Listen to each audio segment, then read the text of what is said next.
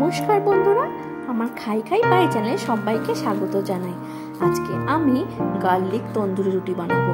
কত সহজে, কোনো ঝঞ্ঝাট ছাড়াই তোমরা ঘরে এটা বানিয়ে নিতে পারবে।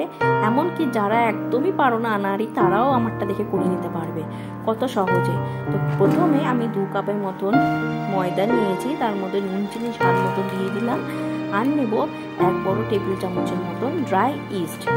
ড্রাই ইস্ট যদি না থাকে বন্ধুরা, তোমাদের ঘাবড়াবার বা কোনো চিন্তার কোনো কারণ নেই, এই সেম রেজাল্টটাই তোমরা পাবে ড্রাই ইস্টের মতন।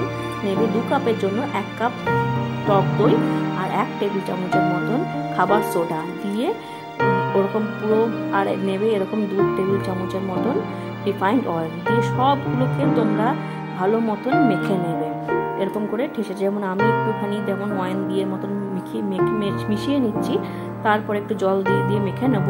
তো তোমাদের যেহেতু টক দই তোমরা ব্যবহার করবে, তোমাদের মনে হয় না জল খুব একটা লাগবে। যদিও লাগে তোমরা সেটা বুঝে মেখে নিও। তারপরে আমি অল্প অল্প করে জল দিয়ে এটা আমি মেখে নেব। আমার কাছে যেহেতু ড্রাই ইস্ট ছিল, তো আমি এটা ড্রাই ইস্ট দিয়েই করছি। তোমরা এটা টক দই দিয়ে করো, এটা আরও খুব ভালো হবে। হেলথের জন্য তো খুবই ভালো টক দইটা। আমার মনে করি ড্রাই ইস্টের থেকে তোমার টক দইটাই বেশি ভালো। দেখো এইভাবে আমি ঠেসে ঠেসে মেখে নিয়েছি, একটা নরম ডো তৈরি করেছি। এটাকে এবার আমি 1 ঘন্টা মতন ঢেকে রেখে দেবো। তোমরাও এরকম 1 ঘন্টা ঢেকে রেখে দেবে, দেখবে রুটিটা ফুলে একদম ডবল হয়ে গেছে। তো দেখো আমারও রুটিটা দেখো এরকম ছিল, কত সুন্দর ডবল হয়ে গেছে। তো আমি আরেকটু ভালো মতন ময়দাটাকে ভালো মতন এবার আবার একটু মেখে নেবো। মেখে নেওয়ার পরে তার মধ্যে এর মধ্যে একটু বড় বড় গোল্লা করব, মানে বড় বড় লেচি করব।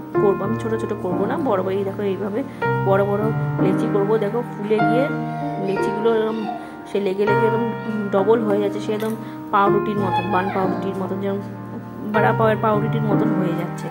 তো তোমরাও এরকম সেম টক দই দিয়ে করতে পারো।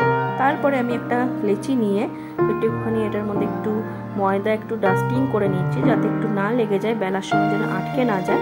সেই জন্য ডাস্টিং করে নিয়ে খুব সহজেই এইভাবে রুটির মতন করে যতটা পারবো টেনে টেনে আমি একটু বেলবো। আর ময়দা তো খুব এলাস্টিক, তো যত টানবে আরও একটু ছোট হয়ে আসে, দেখবে খেয়াল করে। যতটা পারবে আমি টেনে টেনে বেলবে। তারপরে আমি একটা রসুনের কোয়া নিয়েছি, ওর উপরে আমি এরকম গ্রেটার দিয়ে এরকম রসুনটাকে একটু এরকম গ্রেট করে করে দেবো। গ্রেট করে দিয়ে চারিদিকে রসুনটাকে একটু চারিদিকে একটু ছড়িয়ে দেবো, চেপে চেপে একটু বসিয়ে দেবো। এইভাবে চারিদিকে রুটির উপরে রসুনটাকে একটু ছড়িয়ে দিয়ে চেপে চেপে একটু বসিয়ে দেবো। আর উপর দিয়ে দেবো একটু ধনেপাতা কুচি। তোমাদের কাছে থাকলে, যদি থাকে কালো তিল বা সাদা তিল বা কালো জিরে, কারোর কি রসুনের সাথে কালো জিরেটা খুব ভালো যায়, খুব সুন্দর একটা ফ্লেভার আসে, তোমরা সেটাও অ্যাড করতে পারো। ওইটার রসুন আর ধনেপাতা দেওয়ার পরে আমি আর একটু উপর দিকটা একটু ভালো মতন যাতে বসে যায়, যে বেরিয়ে না আসে, সেটা ভালো করে একটু বেলনাটা দিয়ে একটু এরকম করে একটু চেপে চেপে বসিয়ে দেবো। দেখো আমার মোটামুটি বেলা হয়ে গেছে। এরকম একটা ননস্টিকের ফ্রাই প্যান তাওয়া নেবে, বা তোমরা যে কোনো একটা তাওয়া নিতেও পারো, কোনো অসুবিধা নেই। এইভাবে আমি কোনো বাটার বা অয়েল কিচ্ছু ব্যবহার করিনি। এখন শুধু এরকম শুকনো একটু সেঁকে নেবো, যেমন রুটি সেঁকে, একটু শুকনো একটু সেঁকে নেবো, যাতে একটু কাঁচা কাঁচা না থাকে। উল্টে পাল্টে এইভাবে দেখো সেঁকে নিচ্ছি। তারপরে আমি এখানে একটু অল্প একটু বাটার ইউজ করলাম, বেশি বাটার আমার লাগেনি এটাতেই। এবার চারিদিকে আমি বাটারটা একটুখানি গ্যাসটাকে মিডিয়ামে রেখে বাটারটাকে চারিদিকে একটু এরকম করে স্প্রেড করিয়ে দেবো, ছড়িয়ে দেবো পুরো রুটিটার গায়ে। এইভাবে স্প্রেড করে করে এবার রুটিটাকে আমি এবার একটু এরকম করে পাল্টে দেবো। এবার অপর দিকটাও এভাবে আমি বাটার লাগিয়ে পুরো চারিদিকে রুটির গায়ে এরকম স্প্রেড করে দিয়ে 2 সাইডই এরকম একটু চেপে চেপে চেপে চেপে যখনই চাপবে, দেখবে রুটিটা কি সুন্দর ফুলে উঠবে।